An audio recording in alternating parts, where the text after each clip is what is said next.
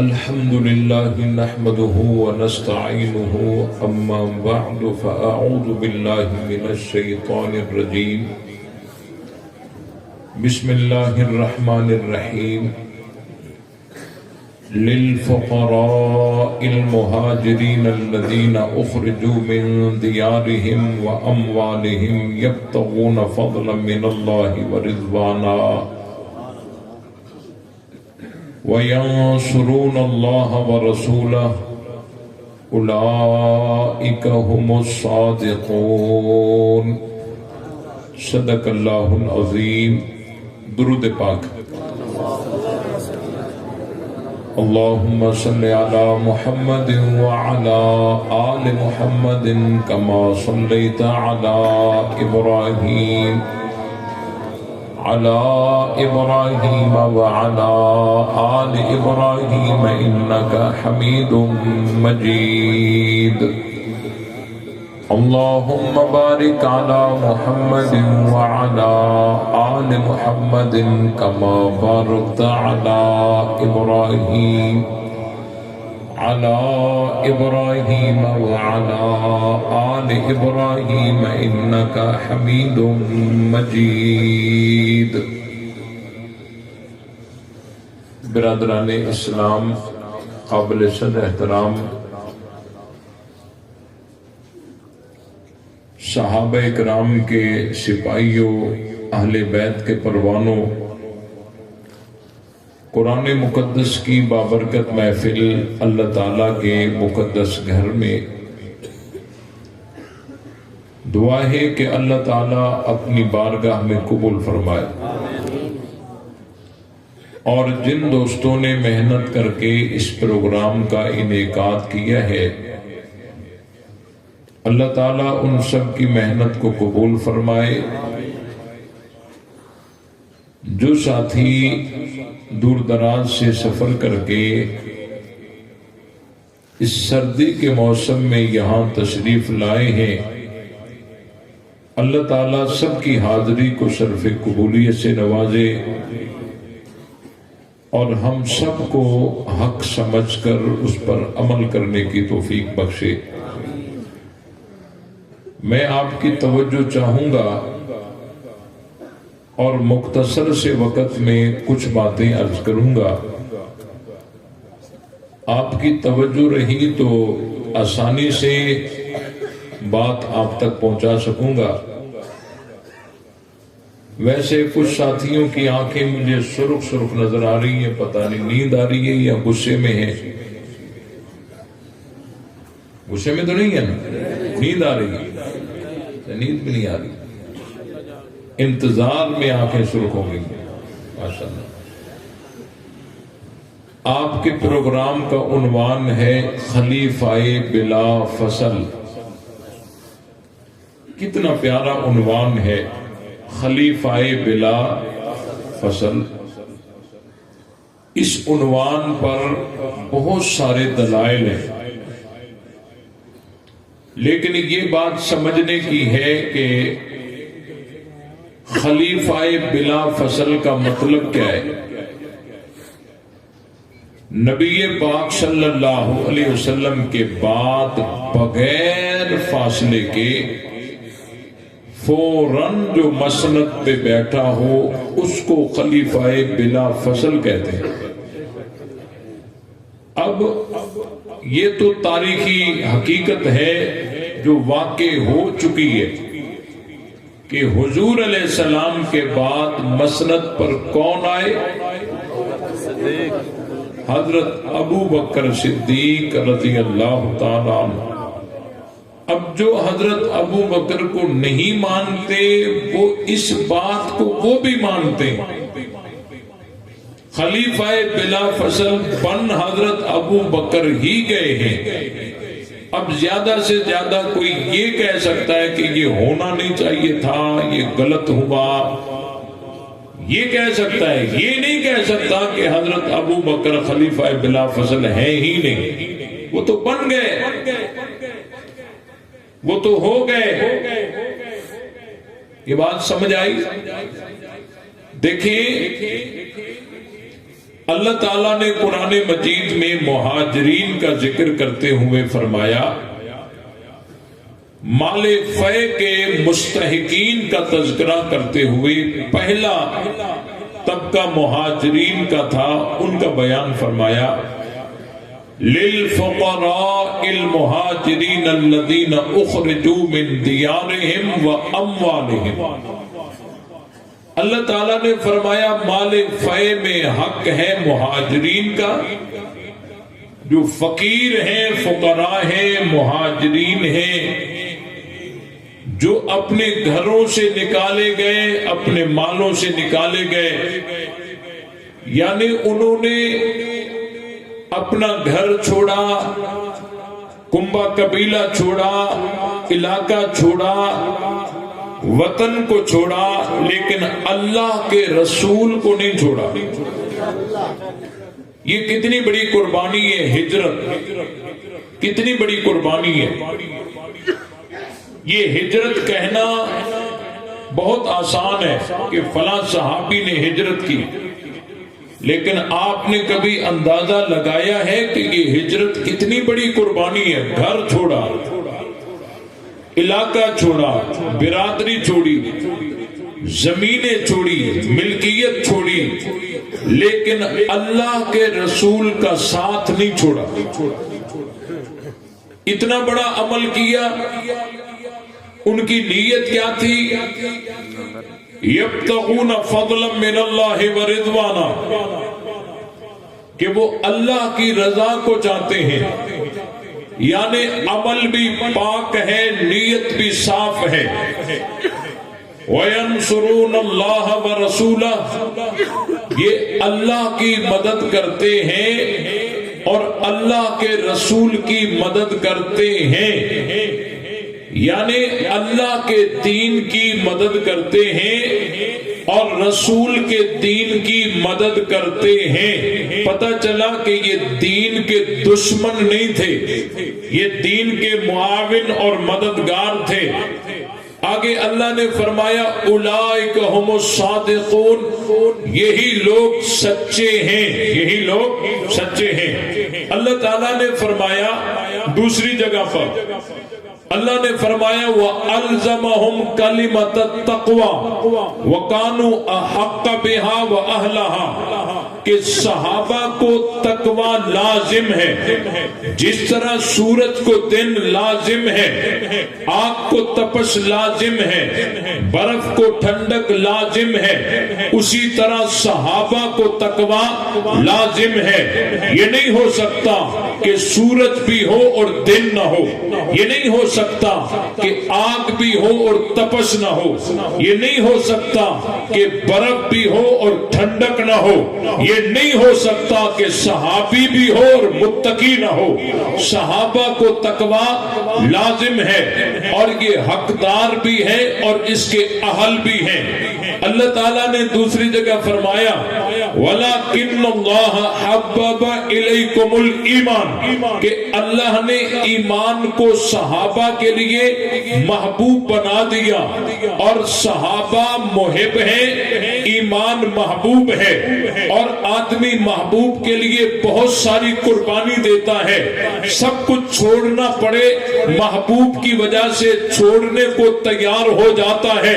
اور صحابہ کا محبوب اللہ نے ایمان کو بنایا، فالذین ہاجروا واخرجوا من دیارہم واوذوا فی سبیلی وقاتلوا وقتلوا، اللہ تعالیٰ نے بتا دیا کہ انہوں نے ایمان کو بچاتے بچاتے گھر چھوڑا، بیوی بچے چھوڑے، کنبہ قبیلہ چھوڑا، لیکن ایمان کو نہیں چھوڑا۔ وَزَيَّنَهُ فِي قُلُوبِكُمْ، اور اللہ نے ایمان کو سنوار کے سجا کے مزین کر کے صحابہ کے دلوں میں ڈال دیا۔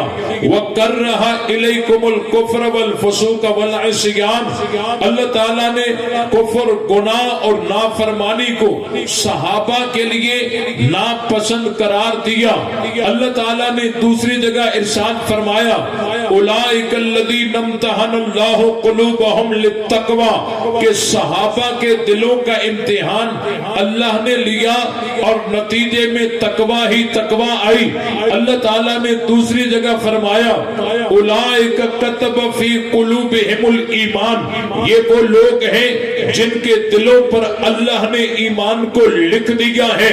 اللہ تعالیٰ نے ایک جگہ فرمایا کنتم خیر امت، تم بہترین امت ہو، اخرجت للناس تأمرون بالمعروف وتنہون عن المنکر، تم بھلائی کا حکم کرتے ہو اور تم برائی سے روکتے ہو، وتؤمنون باللہ اور تم اللہ پر ایمان رکھتے ہو۔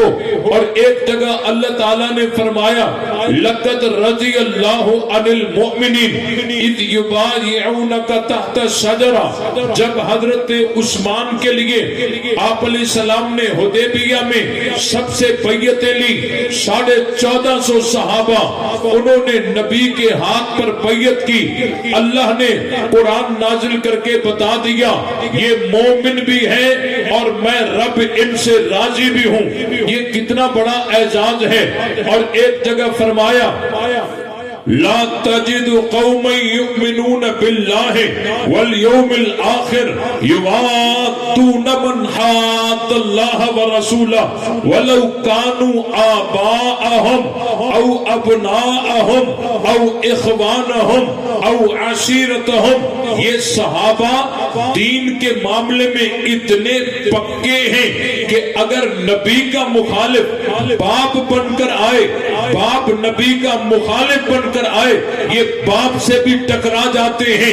بیٹا نبی کا مخالف بن کر آئے، یہ بیٹے سے بھی ٹکرا جاتے ہیں۔ بھائی نبی کا مخالف بن کر آئے، یہ اس بھائی سے بھی ٹکرا جاتے ہیں۔ یہ تو انتہا ہو گئی نا کہ دین میں اتنے پکے ہیں۔ اللہ تعالیٰ نے ان کے ایمان کا تذکرہ قرآن میں کیا، ان کی کامیابی کا تذکرہ قرآن میں کیا۔ اللہ نے ان کے دلوں پر ایمان کو لکھ دینے کی بات کی۔ اللہ نے ان کو سچا کہا، ان کے عمل کو بھی پاک کہا، نیت کو بھی صاف کہا۔ تو رب کے قرآن میں جتنے فرامین ہیں اللہ نے ان کو بہترین امت بھی کہا، اللہ نے ان کو فائزون بھی کہا، اللہ نے ان کو صادقون بھی کہا، اللہ نے ان کو مفلحون بھی کہا۔ اولئک هم المؤمنون حقا، اللہ نے ان کو مومن پکا بھی کہا۔ تو رب کا قرآن یہ سچا مانتے ہو؟ مانتے ہو؟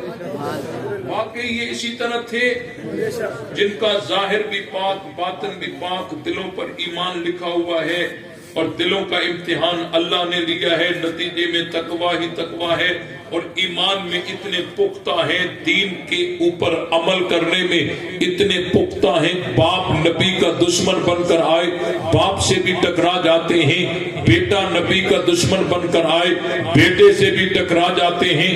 یہ کتنا بڑا اعزاز ہے اور یہ سچے ہیں، کامیاب ہیں، کامران ہیں، جن کے بارے میں اللہ نے یہ خبریں دی ہیں کہ عمل بھی پاک، نیت بھی صاف، سچے پکے مومن، مفلحون، فائزون۔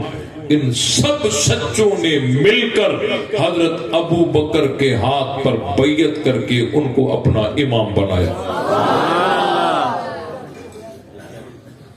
اب جو لوگ کہتے ہیں کہ حق حضرت علی کا تھا اور انہوں نے حضرت ابو بکر کو زبردستی دیا، اس کا مطلب تو یہ ہوا نا کہ دھوکہ کیا۔ حق کسی اور کا تھا، دیا کسی اور کو دھوکہ دیا۔ تو اللہ جن کے دلوں پر ایمان لکھ دے، کیا وہ دھوکے باز ہو سکتے ہیں؟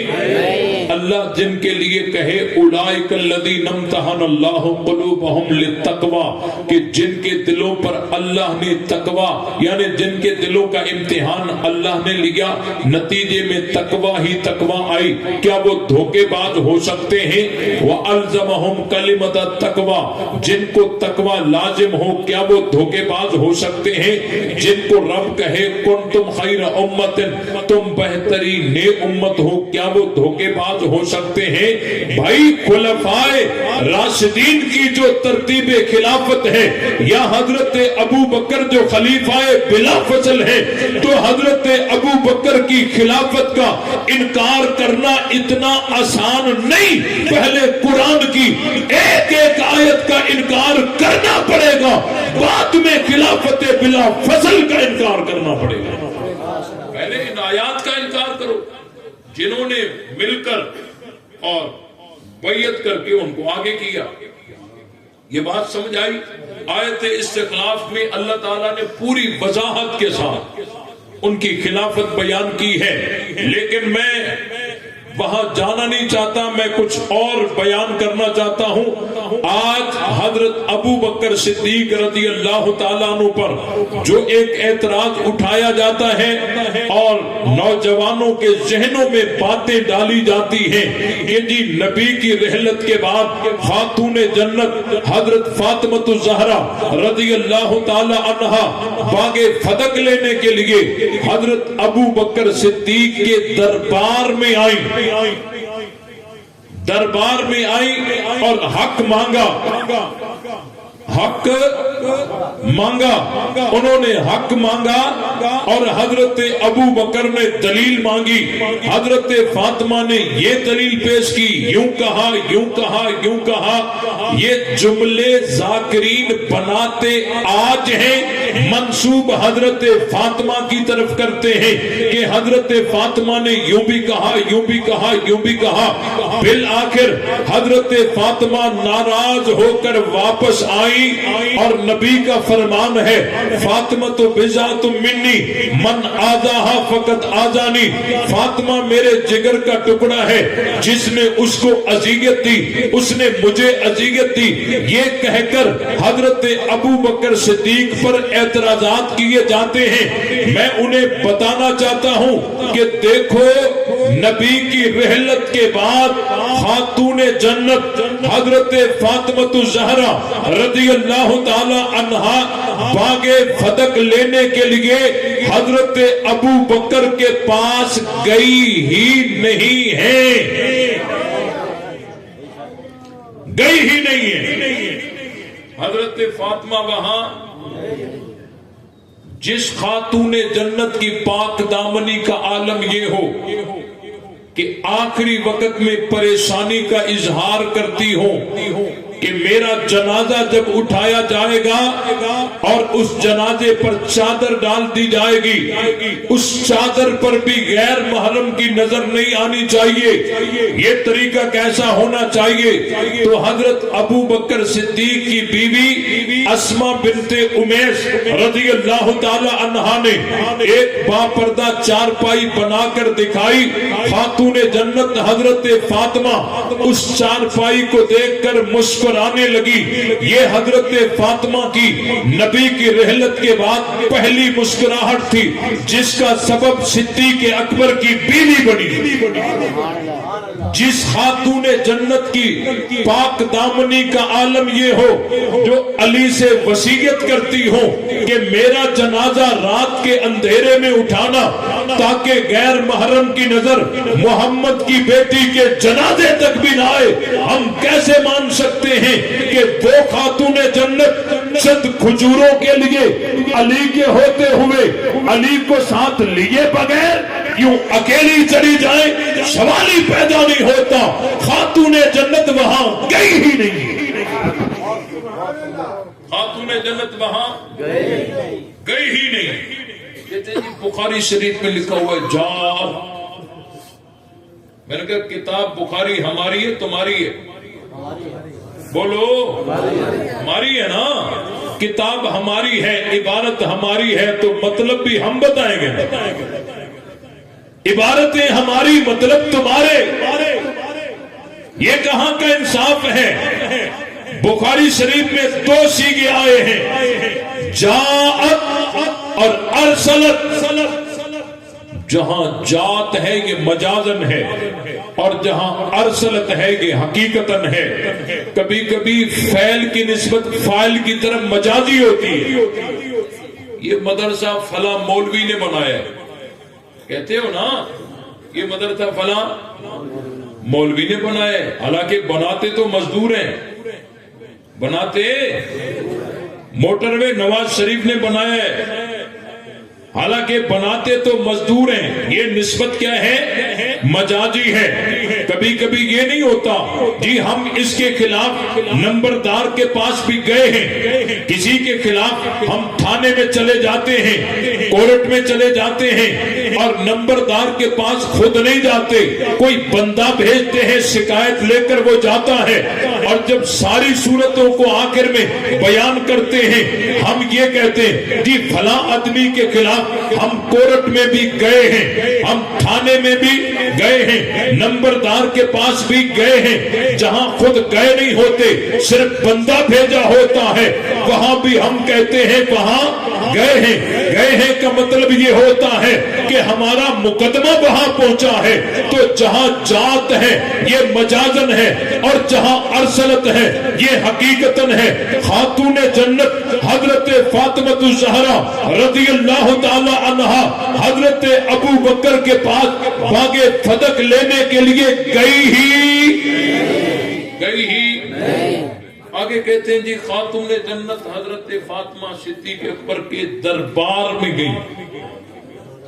میں پوچھنا چاہتا ہوں یہ دربار کس کا ترجمہ ہے؟ اس کا متن کیا ہے؟ صحیح, اس کا متن کیا ہے؟ سیگا کیا ہے؟ ورڈ کیا ہے؟ عبارت کیا ہے جس کا ترجمہ تم نے دربار کیا ہے؟ کوئی دربار نہیں ہوتی تھی. خلفائے راشدین مسجد نبوی میں بیٹھ کر مسائل سنا کرتے تھے, کوئی دربار نہیں ہوتی تھی. حضرت فاطمہ وہاں گئی نہیں, بندہ بھیجا ہے. آگے حضرت ابو بکر صدیق نے کیا جواب دیا کہ بس نہیں دوں گا. کیا جواب دیا؟ وہ جواب کس نوعیت کا تھا سنو, بخاری شریف کے اندر بھی موجود ہے. باقر مجلسی نے حق الیقین میں بھی لکھا ہے. حضرت ابو بکر نے جو جواب دیا 3 جملوں میں وہ جواب بتانا چاہتا ہوں. حضرت ابو بکر نے جواب دیا فاطمہ سے کہہ دو میں ابو بکر کو اپنی رشتہ داری سے زیادہ نبی کی رشتہ داری پیاری ہے. کیا مقام ہے صدیق اکبر کا؟ مجھے اپنے رشتہ دار پیارے, آپ کو اپنے رشتہ دار پیارے, لیکن حضرت ابو بکر کو اپنے رشتہ داروں سے زیادہ نبی کے رشتہ دار پیارے ہیں.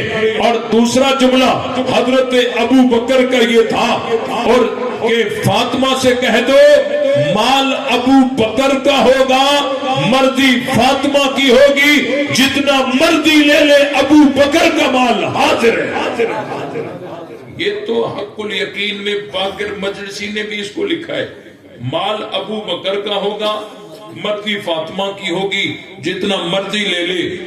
جو صدیق اکبر سب کچھ نبی پہ قربان کر دے, دیوار پہ لگی ہوئی سوئی کو بھی اتار کے حضور کی جھولی میں رکھ کر واپس آ جائے, وہ ابو بکر نبی کی بیٹی کا حق کھا سکتا ہے؟ مال ابو بکر کا ہوگا, مرضی فاطمہ کی ہوگی, جتنا مرضی لے لے ابو بکر کا مال حاضر ہے. اور تیسرا جملہ یہ تھا کہ نبی کا فرمان ہے لا نورث ما ترکنا فہو صدقۃ, انبیاء کرام کی مالی میراث نہیں چلتی اور نبی کی میں مخالفت کر کے مالی میراث چلا دوں, یہ نہیں ہو سکتا. میں ابو بکر مجبور ہوں, نبی کی مخالفت نہیں کر سکتا. میرا مال حاضر ہے, جتنا لے لو. اور باغ فدق میں جس طرح اللہ کے نبی کرتے تھے میں ابو بکر بھی اسی طرح کروں گا. اللہ کے نبی اسی باغ فدق سے آپ کو وظائف دیا کرتے تھے, ابو بکر بھی وظائف دیتا رہے گا لیکن نبی کی مخالفت نہیں کرے گا. یہ جواب سن کر حضرت فاطمہ مطمئن ہو گئی اور آخری وقت تک باغ فدق کے متعلق کوئی بات ہی نہیں کی. بس اتنی سی بات ہے. کہتے نہیں ناراض ہو گئی, ناراض ہو گئی, ناراض ہو گئی. بھائی حضرت ابو بکر کا یہ جواب سن کر کیا حضرت فاطمہ ناراض ہو سکتی ہے؟ نبی کی حدیث سن کر عام مسلمان بھی ناراض نہیں ہوتا، حضرت فاطمہ ناراض کیسے ہوں گی؟ اور جو کہتے ہیں نہیں ناراض ہو گئی ناراض ہو گئی ناراض ہو گئی، اگر یہ زور دیتے ہیں تو یہ اعتراض صدیق اکبر پہ نہیں کرتے، یہ تو حضرت فاطمہ پہ اعتراض کرتے ہیں کہ معاذ اللہ وہ مال کی محبت میں اتنا آگے نکل چکی تھی کہ نبی کا فرمان سن کر بھی ناراض ہو گئی۔ ہم حضرت فاطمہ کو ناراض نہیں مانتے، حضرت فاطمہ مطمئن ہو گئی، آخری وقت تک اس باغ فدق کے متعلق پھر کوئی بات ہی نہیں کی۔ کہتے نہیں ناراض ہو گئی ناراض ہو گئی ناراض ہو گئی۔ اچھا یہ زور اس پہ پتہ ہے کیوں دیتے ہیں؟ ناراض ہو گئی تاکہ اگلی بات فٹ کر سکے کہ نبی کا فرمان ہے فاطمہ میرے جگر کا ٹکڑا ہے، جس نے اس کو اذیت دی اس نے مجھے اذیت دی، یہ بات یہاں فٹ کر سکیں۔ حالانکہ حضور کا یہ فرمان کہاں کا ہے؟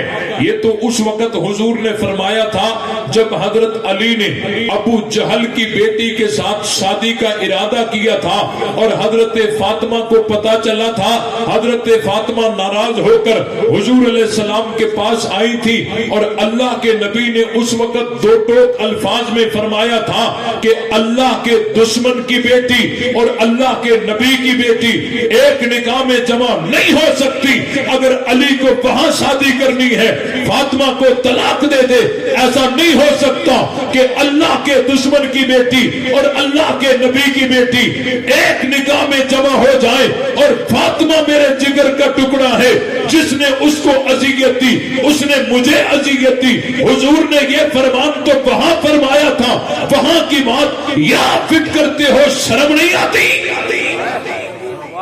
کہاں کی بات کہاں فٹ کر رہے ہو؟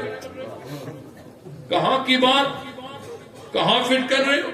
حضرت ابو بکر صدیق رضی اللہ تعالیٰ عنہ نے جو جواب دیا، اس جواب سے بھلا حضرت فاطمہ ناراض ہو سکتی ہے؟ کہتے جی بخاری میں لکھا ہے عدم تکلم، میں نے کہا یہ کتاب الفرائض میں روایت ہے اور صفحہ 995 ہے، یہ روایت حضرت عائشہ سے ہے، اور فلم تکلم ہو حتی ماتت جہاں لکھا ہے اس فکرے سے پہلے لکھا ہوا ہے قال، حالانکہ روایت حضرت عائشہ سے ہے اور یہاں فکرہ ہے فلم تکلم ہو حتی ماتت، اور اس فکرے سے پہلے لکھا ہوا ہے قال فلم تکلم ہو حتی ماتت۔ اگر یہ فکرہ حضرت عائشہ کا ہوتا تو قال نہ ہوتا بلکہ قالت ہوتا۔ علماء سمجھ رہے ہوں گے کیا ہوتا؟ قالت ہوتا، حالانکہ وہاں کیا ہے قال فلم تکلم حتی ماتت۔ پتہ چلا یہ راوی کا ادراج ہے، روایت کا حصہ نہیں ہے۔ اور دوسری بات عدم تکلم ہے نا، عدم تکلم بھائی عدم تکلم ایسا معلول ہے کہ جس کی علت فقط ناراضگی ہی ہو، یہ بات غلط ہے۔ عدم تکلم کی بہت ساری علتیں ہوتی ہیں، مطمئن ہو جانا بھائی اس نے اس کے ساتھ بات نہیں کی، ضروری نہیں ہے کہ ناراض ہے اس لیے نہیں کی، کوئی کام نہیں ہے، محلہ بھی ایک ہے گلی بھی ایک ہے، گھر گھر کے ساتھ ملے ہوتے ہیں، مہینے گزر جاتے پڑوس والے سے بات کرنے کی نوبت ہی نہیں آتی اور ناراض بھی نہیں ہوتے۔ تو بھائی عدم تکلم سے آپ نے کیسے سمجھ لیا کہ ناراض ہو گئی؟ عدم تکلم تو ایسا معلول ہے جس کی اور بھی بہت ساری علتیں ہو سکتی ہیں، مطمئن ہو جانا، عدم ضرورت کوئی کام ہی نہیں ہے۔ یہ بات سمجھ آ رہی ہے نہیں آ رہی؟ اور دوسری بات یہاں بہت سارے ڈکوسلے ہوتے ہیں، کہتے ہیں دیکھو جی بیٹی بیٹی ہوتی ہے، جس کی بھی ہو، یہ تو نبی کی بیٹی تھی، حق لگتا تھا نہیں لگتا تھا ہم بحث اس میں کرتے ہی نہیں ہیں، انہوں نے مانگا تھا تو دے دیتے۔ بیٹی بیٹی ہوتی ہے جس کی بھی ہو، یہ تو نبی کی بیٹی ہے، حق لگتا تھا نہیں لگتا تھا، بنتا تھا نہیں بنتا تھا، انہوں نے مانگا تھا تو دے دیتے۔ میں نے کہا کہ اگر حضرت ابو بکر بطور ملکیت کے، بطور وراثت کے باغ فدق حضرت فاطمہ کو دے دیتے، پھر پتہ ہے یہ کیا کہتے؟ یہ کہتے دیکھو جی نبی نے روکا تھا مالی میراث نہیں چلے گی، حضرت ابو بکر نے نبی کا کہا نہیں مانا، نبی کی مخالفت کر دی۔ اگر نہ دے تو یوں اعتراض، اگر دے دیتے تو یوں اعتراض، مقصد شرارت ہے۔ مقصد کیا ہے؟ یہ بات سمجھ آ رہی ہے؟ میں پنجاب کے سفر میں تھا، ایک بوڑھا آدمی میرے سامنے انہوں نے بٹھایا، کہنے لگے یہ آپ سے سوال کرنا چاہتا ہے۔ میں نے اس کو بٹھایا، میں نے کہا سوال کر۔ اس نے کہا میرا ایک سوال بھی ہے اور ایک شرط بھی ہے۔ میں نے کہا شرط کون سا ہے؟ اس نے کہا شرط یہ ہے کہ آپ نے جواب ہاں یا نہ میں دینا، آگے بات نہیں کرنی۔ میں نے کہا یہ کوئی قرآن میں حکم تو نہیں آیا کہ مسئلہ ہاں یا نہ میں سمجھاؤ، تم سوال کرو میں جواب دوں گا۔ کہتے نہیں، آپ نے ہاں یا نہ میں جواب دینا۔ میں نے کہا بھائی یہ کوئی حدیث میں قرآن میں کوئی حکم تو نہیں آیا نا کہ مسئلہ ہاں یا نہ میں سمجھاؤ، تم سوال کرو میں جواب دوں گا۔ کہتے نہیں، میرا شرط ہے کہ آپ نے جواب ہاں یا نہ میں دینا۔ وہ بوڑھا بضد تھا تو میں نے اس کے شرط کو قبول کر لیا۔ میں نے کہا سوال کرو، مجھے شرط منظور ہے، جواب ہاں یا نہ میں دوں گا۔ تھک تو نہیں گیا؟ یقیناً آپ کو یہ تقریر بور کر رہی ہوگی لیکن آپ کے فائدے کی توجہ رہے۔ اس نے کہا مولانا صاحب میرا پہلا سوال یہ ہے کیا نبی کی رحلت کے بعد خاتون جنت حضرت فاطمہ نے صدیق اکبر سے باغ فدق کا مطالبہ کیا تھا؟ ہاں یا نہ میں جواب دے، آگے بات نہیں کرنی۔ میں چونکہ شرط قبول کر چکا تھا، میں نے کہا ہاں۔ جاگ رہے ہو؟ اس نے کہا بس۔ اگلا سوال میرا یہ ہے کہ کیا پھر صدیق اکبر نے خاتون جنت کو باغ فدق دیا تھا؟ ہاں یا نہ میں جواب۔ یہ جو بوڑھے ہوتے ہیں نا ان کی سروس زیادہ ہوتی ہے، پریشان نہ ہو، ان کی سروس کیا ہوتی ہے؟ زیادہ ہوتی ہے۔ اللہ تعالیٰ کا بہت بڑا احسان ہوا، اللہ نے ایک بات ذہن میں ڈال دی۔ میں نے اسے کہا کہ ایک سوال میرا بھی ہے اور شرط آپ والا ہی رہے گا، جو جواب آپ وہاں دیں گے وہی جواب میں یہاں دوں گا، آپ بھی جواب ہاں یا نہ میں دیں گے۔ اس نے کہا آپ کا سوال کون سا ہے؟ میں نے کہا میرا سوال یہ ہے کہ صلح حدیبیہ کے موقع پر کیا نبی نے علی کو کہا تھا کہ رسول اللہ کا لفظ مٹا دے؟ ہاں یا نہ میں جواب۔ وہ ادھر ادھر دیکھ کے کہنے لگا ہاں نبی نے علی سے کہا تھا۔ میں نے کہا بس، جس طرح وہ کرنا تھا میں بھی اسی طرح کرنا بس۔ میں نے کہا اگلا سوال میرا یہ ہے کہ کیا پھر علی نے نبی کا کہا مانا تھا؟ ہاں یا نہ میں جواب۔ یہ واقعہ پتہ ہے آپ کو؟ وہ ادھر ادھر دیکھ کے کہنے لگا مولوی صاحب یہاں تھوڑی تفصیل ہے۔ میں نے کہا وہاں بھی تھوڑی تفصیل ہے۔ بھائی صلح حدیبیہ کا جب مرحلہ تھا، صلح نامہ لکھنے والے حضرت علی تھے نا، اور صلح نامہ لکھتے لکھتے حضرت علی نے لکھ دیا من محمد الرسول اللہ، یہ صلح نامہ محمد کی طرف سے ہے جو محمد اللہ کے رسول ہیں، اللہ کے رسول ہیں۔ آگے مخالفین نے اعتراض کر دیا کہ رسول اللہ کا لفظ مٹاؤ، اگر ہم آپ کو اللہ کا رسول مانتے تو پھر لڑائی کیوں کرتے؟ تو حضور نے فرمایا کوئی بات نہیں، علی رسول اللہ کا لفظ مٹا دے، امحو رسول اللہ، مٹا دے۔ تو آگے سے حضرت علی نے جواب دیا، اے اللہ کے رسول، میں علی خود اپنے ہاتھوں سے رسول اللہ کا لفظ مٹاؤں؟ یہ نہیں ہو سکتا، میں نہیں مٹاؤں۔ یہاں حضرت علی کی یہ نافرمانی نہیں، محبت رسول ہے۔ ہم اہل سنت حضرت علی پر اعتراض نہیں کرتے، محبت رسول ہے۔ میں نے اس سے یہی سوال کیا، کیا نبی نے علی کو یہ کہا تھا کہ رسول اللہ کا لفظ مٹا دے؟ ہاں یا نہ میں جواب دے۔ وہ ادھر ادھر دیکھے کہ لگا ہاں نبی نے علی سے کہا تھا۔ میں نے کہا بس آگے بات نہیں کرنی، ہاں یا نہ میں جواب دے۔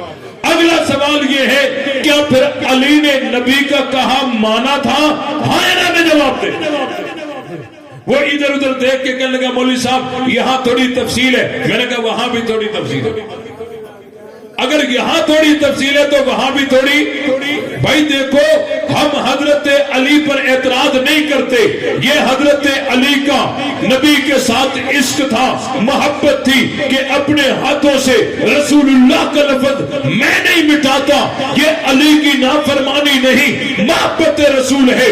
تو حضرت ابو بکر نے بھی تو یہی کہا تھا، میں نبی کا طریقہ بدلوں اور کوئی نیا عمل جاری کروں، یہ نہیں ہو سکتا۔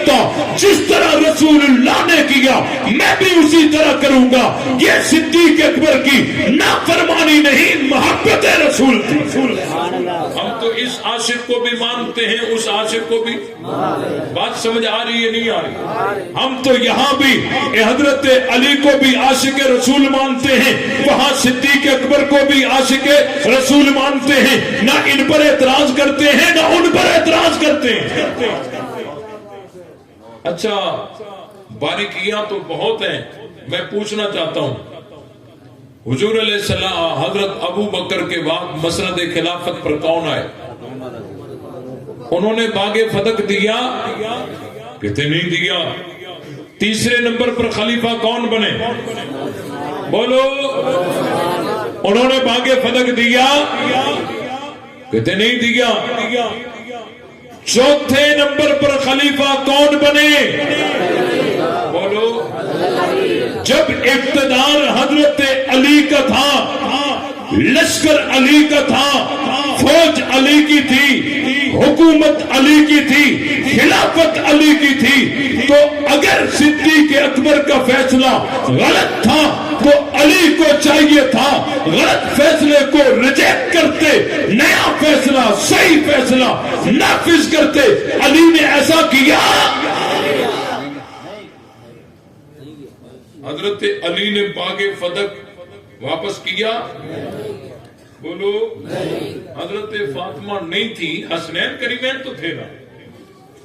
اگر وہ فیصلہ غلط تھا تو حضرت علی کو چاہیے تھا غلط فیصلے کو ریجیکٹ کرتے، نیا فیصلہ نافذ کرتے۔ حضرت علی نے ایسا کیا؟ تو دونوں ایک کشتی کے سوار ہیں، حضرت ابو بکر اور حضرت علی دونوں ایک کشتی کے سوار ہیں۔ اعتراض کرو تو دونوں پہ کرو، نہ کرو تو کسی پہ نہ کرو۔ انہوں نے نہیں دیا تو انہوں نے بھی تو نہیں دیا۔ اب لوگوں کا منایا بنایا ہوا مذہب پھنس گیا، پریشان ہو گئے، کہنے لگے جی وہ اہل بیت جو ہوتے ہیں نا وہ چھینی ہوئی چیز واپس نہیں لیتے۔ میں نے کہا یہ اہل بیت نے خود بتایا ہے یا تم نے بنایا ہے؟ یہ اہل بیت نے خود نے بتایا ہے کہ ہم چھینی ہوئی چیز واپس نہیں لیتے یا تم نے بنایا ہے؟ میں نے کہا حضرت علی نے خلافت تو لے لی، نہیں سمجھا؟ تم کہتے ہو نا حق پہلا تھا چھین گئے تھے، چوتھے نمبر پر دے دی، چھینی ہوئی چیز واپس لے لی نا، خلافت تو لے لی، باغ فتح کیوں نہیں دیا؟ بات سمجھ رہے ہو؟ خلافت تو لے لی، باغ فتح کیوں نہیں دیا؟ حضرت ابو بکر اور حضرت علی ایک ہی کشتی کے سوار ہیں، اعتراض کرو تو دونوں پہ کرو، نہ کرو تو کسی پہ نہ کرو۔ ابو بکر نے نہیں دیا تو علی نے بھی تو نہیں دیا۔ اگر وراثت کی بات ہے، بیٹی کا حق بنتا تھا تو کیا بیوی کا نہیں بنتا تھا؟ حضرت ابو بکر نے اگر کہتے ہو حضرت فاطمہ کو نہیں دیا، کیا حضرت عائشہ کو دیا تھا؟ اپنی بیٹی کو بھی تو نہیں دیا تھا نا، یہ کیوں نہیں بتاتے؟ اگر حضرت فاطمہ کو نہیں دیا تو اپنی بیٹی کو بھی تو نہیں دیا تھا۔ کہتے جی ازواج مطہرات کو وراثت ملی تھی۔ میرے کہا کون سی وراثت؟ کہتے ہیں یہ جو حجرے ہیں، وَقَرْنَ فِي بُيُوتِكُنَّ، یہ تو نبی کی بیویوں کے تھے، اور یہ حجرے یہ وراثت ہی میں تو ملے تھے۔ میرے کہا بے وقوف، یہ وراثت نہیں تھے، یہ ہبہ بالقبض ہے۔ آپ علیہ السلام نے اپنی موجودگی میں یہ حجرے اپنی ازواج مطہرات کو بنوا کے ان کو قبضہ کروا کے ان کے طرف ہبہ کر دیا تھا۔ ایسا حجرات تو حضرت علی کو بھی بنا کے دیا تھا، حضرت فاطمہ کو، حضرت اسامہ کو ایسے حجرے تو بنا کے دیے تھے۔ یہ تو نبی کی رحلت سے پہلے کے ان کے قبضے میں تھے، تبھی تو قرآن کہتا ہے وَقَرْنَ فِي بُيُوتِكُنَّ، اور نبی کی بیویوں رہو تم اپنے گھروں میں۔ یہ بات سمجھ آ رہی ہے؟ اس لیے جو اعتراض کرتے ہیں سارے اعتراضات غلط ہیں۔ صحابہ نے اہل بیت کے ساتھ کوئی ظلم نہیں کیا، اہل بیت کا صحابہ سے پیار ہے، صحابہ کا اہل بیت سے پیار ہے، اور ہمارا دونوں کے ساتھ پیار ہے، اور اس پیار محبت کی فضا کو عام کرتے رہیں گے۔ گلی گلی میں صحابہ اہل بیت کی محبت کو عام کرتے رہیں گے، اور ہمارا ملک اختلافی باتوں کا متحمل نہیں۔ پیار کی باتیں صحابہ اہل بیت کے درمیان میں عام کرو، انشاءاللہ جب تک جان میں جان ہے یہ پیار محبت کی باتیں عام کرتے رہیں گے، اور چوکوں چوراہوں پہ اعلان کرتے رہیں گے نبی سے کلمہ سیکھنے والے کون؟ سارے نہیں ماننے والے بولے۔ نبی سے کلمہ سیکھنے والے کون؟ نبی سے اذان سیکھنے والے کون؟ نبی سے نماز سیکھنے والے کون؟ نبی بدر میں تو ساتھ کون؟ نبی احد میں تو ساتھ کون؟ لے شوق سے نام صحابہ کا، کر چرچا عام صحابہ کا، گر طلب ہے تجھ کو جنت کی تو پلہ تھام صحابہ کا، حق بات پر کرتی ہے تو کٹ جائے زباں میری، اظہار تو کر دے گا جو ٹپکے گا، لہو میرا فنا فی اللہ کی تہ میں بقا کا راز مضمر ہے، جسے مرنا نہیں آتا اسے جینا نہیں آتا۔ وما علینا الا البلاغ۔